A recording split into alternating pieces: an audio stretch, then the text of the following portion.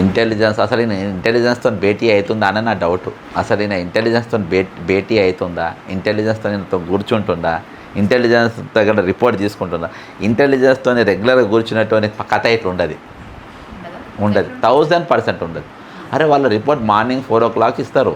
అందుకని రాజశేఖర రెడ్డి గారి దగ్గర ఉండే కనుక మార్నింగ్ 5 o'clock అపాయింట్మెంట్స్ ఉండే. 5 o'clock కొంతమంది లీడర్లను కలిసేది. ఆ 5 o'clock అపాయింట్మెంట్ ఎందుకంటే 3-4 సార్లు కలిసిన. అప్పుడు అరవిందరావు గారు ఇంటెలిజెన్స్ ఉండే.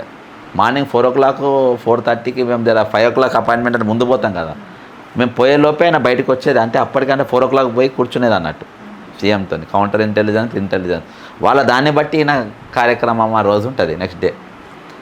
ఈయనకు అవుతున్నట్టు అనిపించలే నాకు. ఇట్లా వ్యతిరేకత పెరుగుతుంది, ఇట్లా అవుతుంది, దీని గురించి మాట్లాడాలి అన్నట్టు అట్లా అనిపిస్తలేదు. ఎందుకంటే ఆయన అసలు పోలీసులను కూడా ఇంటెలిజెన్స్ రిపోర్ట్స్ కూడా పరిగణన తీసుకుంటుందా లేదా అని చెప్పేసి నాకు డౌటే. అట్లా తీసుకునేటోడు అయితే వేరే తిరిగి ఉంటుంది. పబ్లిక్ ఏమనుకుంటారు, జనం ఏమనుకుంటారు, ఇవాళ మీరు ఏ సబ్జెక్ట్ పైన మీరు మాట్లాడితే బాగుంటుంది, ఏది అడ్రస్ చేయాలి, ఏ ఇంటెలిజెన్స్ వాడైనా కానీ సార్ నేను దొంగని నువ్వు చెప్పని ఎవడు అన్నాడు. నువ్వు దొంగ అని చెప్పు సార్, నువ్వు దొంగ అని జనం ముందు ఒప్పుకొని ఎవడు అన్నాడు. నిన్ను చూస్తే చెప్పులెత్తుకపోతావు సార్ అని చెప్పి ఇవాళ నువ్వు ఈ సబ్జెక్ట్లో ఇది మాట్లాడని ఎవడు అన్నాడు. ఇది ఎవడన్నా అంటే ఇసొంటి వాడు పనికి మానోడు.